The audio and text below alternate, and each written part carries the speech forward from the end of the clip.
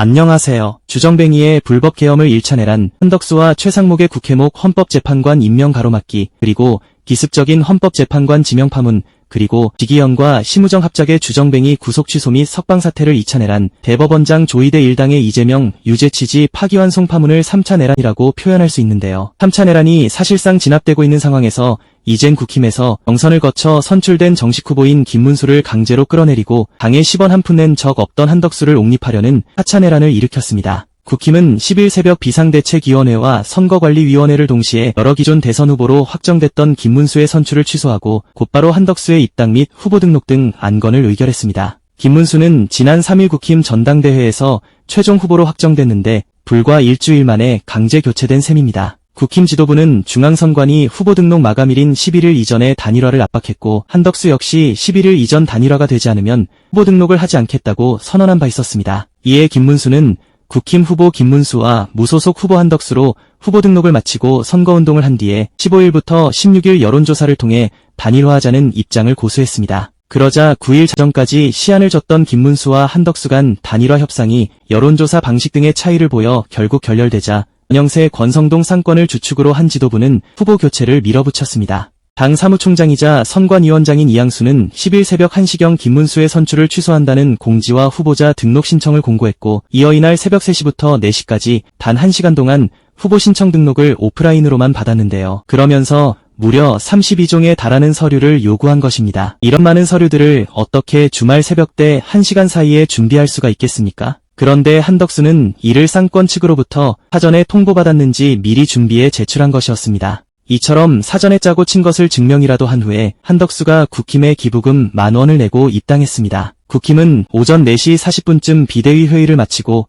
한덕수를 대선 후보로 최종 등록했다고 발표했습니다. 새벽 3시쯤만 하더라도 국힘 홈페이지 메인엔 국힘 제21대 대통령 후보 김문수라는 글자와 함께 후보로 확정될 당시 김문수의 모습, 그리고 대한민국을 더욱 위대하게 바로 세우겠습니다. 라는 슬로건 등이 표시돼 있었는데 후보 교체 직후에는 사라지고 말았습니다. 국힘은 10일 밤 9시까지 대상으로 후보 재선출에 대한 찬반 투표를 진행하고 다음날 최종 후보를 지명한다는 것인데 이는 사실상 요식 절차에 불과한 것으로 해석됩니다. 사실 김문수가 단일화를 하지 않고 버티기에 들어간 이상 결국 내란 단일 후보는 김문수가 될 거라고 확신했었습니다. 어차피 무소속 후보로는 돈과 조직의 한계를 겪을 수밖에 없고 기호도 10번대로 밀릴 가능성이 확실하니 지지율은 쭉 빠질 수밖에 없으니까요. 게다가 오이지는 선거에 한 번도 출마해본 적이 없는 데다 검증 역시 한 번도 거친 적이 없으니까요. 또 김문수는 군사독재 정권 시절 무지막지한 고문도 견뎠을 만큼 버티기 내공 같은 것은 상당하니까요. 즉 상권을 비롯한 주정뱅이와 내란 잔당들이 김문수를 너무 우습게 본 게 아닐까 생각했었는데요. 그러나 놈들은 우리가 상상하는 그 이상의 것들을 계속 해내고 있는 것입니다. 정당하게 선출된 자당의 후보를 끌어내리는 건 전 세계 정치 역사에서도 찾아볼 수 없는 대막장 사건이니까요. 북한 김정은도 이런 짓은 안 하지 않겠습니까? 주정뱅이의 내란부터 지금까지 약 5개월간 일어나고 있는 일들은 진짜 다이나믹 코리아를 전 세계에 알리고 있는 것입니다.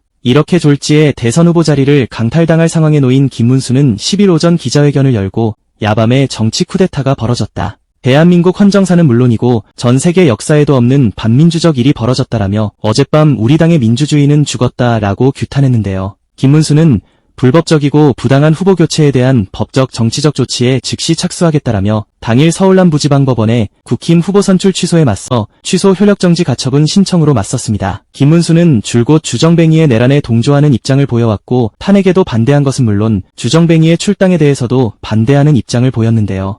정작 자신이 직접적인 피해자가 되니까 기분이 어떻습니까? 서울남부지법의 결정에 따라 한덕수를 내세우려는 상권파를 비롯한 주정뱅이 열큰이파와 빤스 전광훈 일당과 가까운 김문수 측의 운명이 바뀔 수 있겠는데요. 여기서 10일 저녁 갑자기 김문수와 한덕수 측이 다시 단일화 협상을 시작했다는 소식이 들려왔는데요. 또다시 협상은 결렬됐다고 전해집니다. 그러나 후보가 김문수대로 결정나든 한덕수로 결정나든 간에 모두가 잠들었을 새벽 사이 쿠데타까지 일으킨 이상 이런 막장 사태를 봉합하긴 너무나 어려울 수밖에 없겠습니다. 그럴 가능성도 없지만 이것이 극적 단일화 효과를 노리기 위한 시효였다 할지라도 지난 2016년 총선 당시 김무성과 친박 간의 갈등에서 비롯돼 일어났던 옥새 들고 나르샤 사건보다 100만 배는 막장 사건 아니겠습니까? 그 이기적인 권력욕만을 생중계해줬으니 이를 누가 환영하겠습니까? 김문수뿐만 아니라 경선에 참여해 돈을 수억씩 지출한 홍준표나 한동훈, 안철수 등의 격앙된 반응만 보더라도 국힘 지지층이 이번 대선에서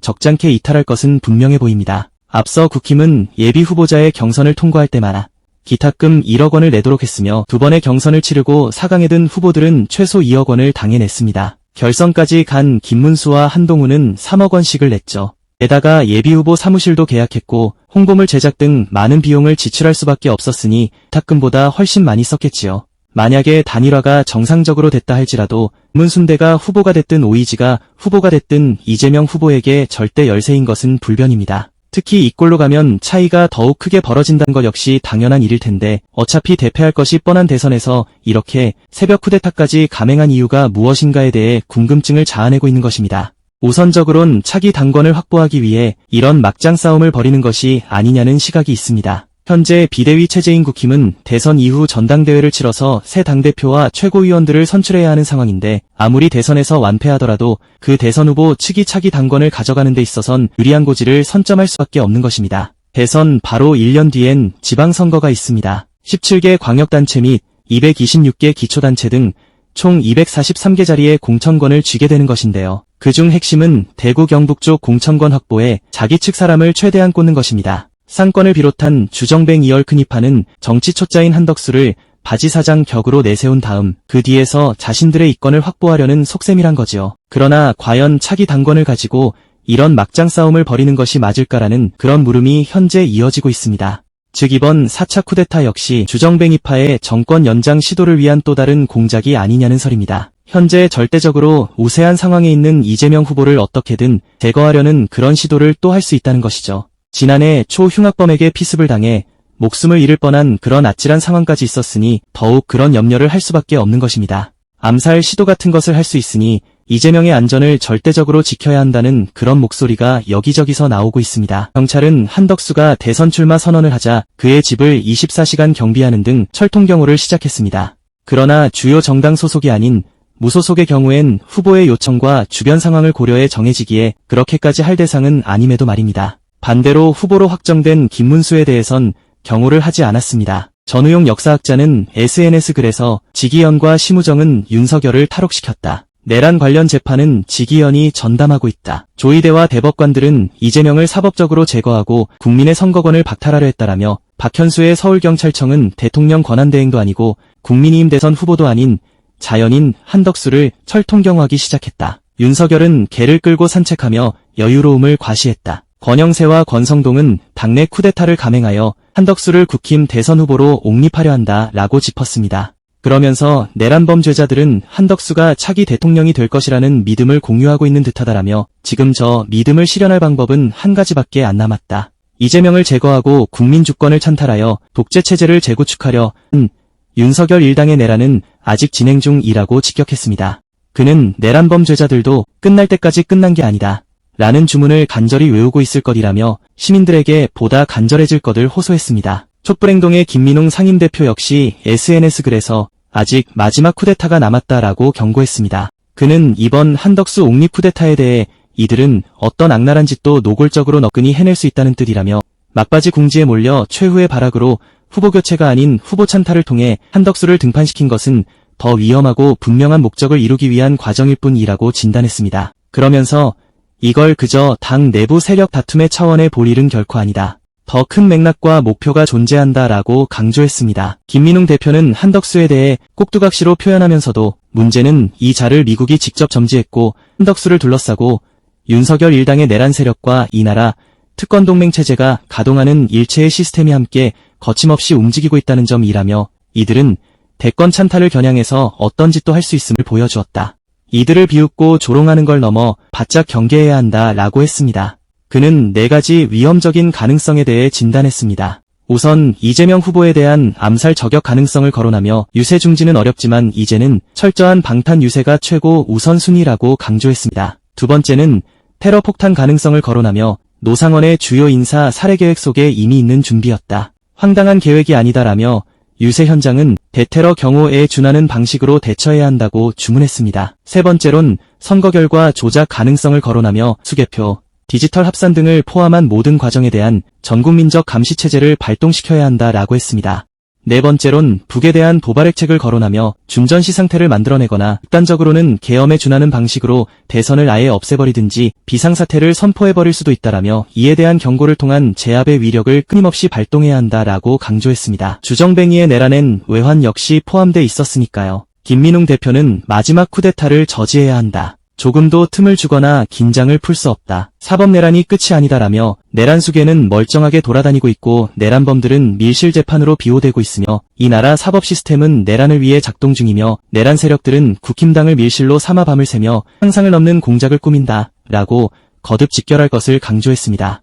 민주당 선대위 차원에서도 이재명 후보에 대한 안전을 상당히 강화하기로 한 모습입니다. 김민석 민주당 최고위원 현재 선대위 상임공동선대위원장은 이날 오전 당사에서 기자간담회를 열었으며 오후에는 당테러 대책회의도 진행했습니다.